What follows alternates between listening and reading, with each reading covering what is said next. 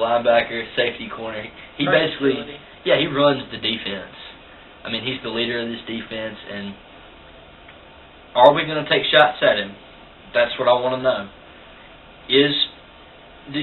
After last week's performance with Greg McElroy, do we have enough poise and trust in him to take a shot downfield against Eric Berry?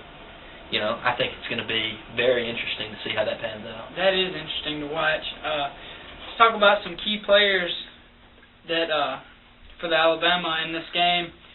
We'll start off with you, Big D, on the offense. Who is a player that might stand out this week? Really, I have a feeling just Marquise Mays. I like Mays, the speedster. I have a really good feeling about this. Even with Eric Berry, I think Berry's going to be drawn to Julio Jones. I mean, you'd have to be stupid not to put that matchup on.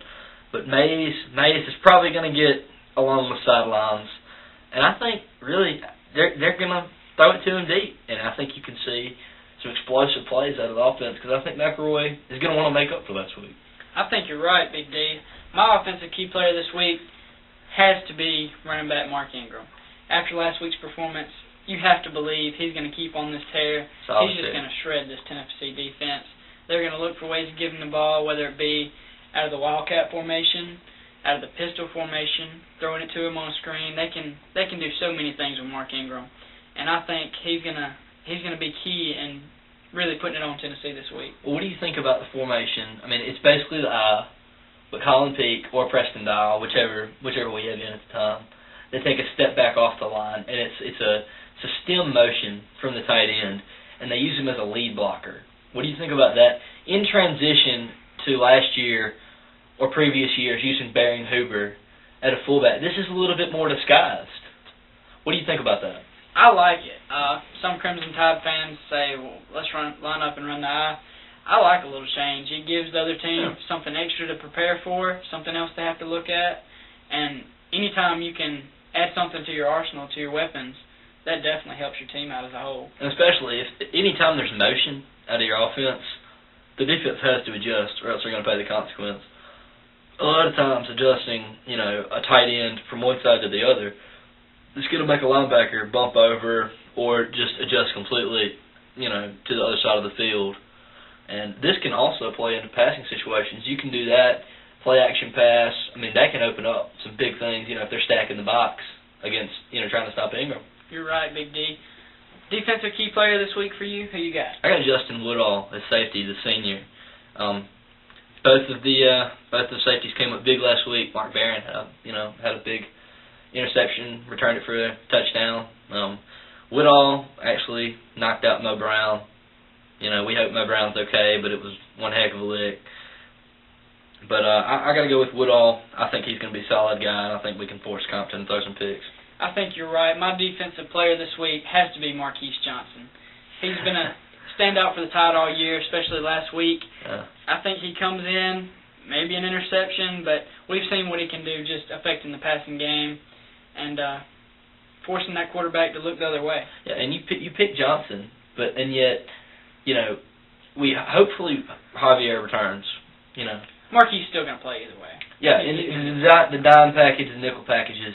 I mean, he's going to come in just depending on what set we're in, and but he did a great job last week. You're absolutely right, and he would definitely start.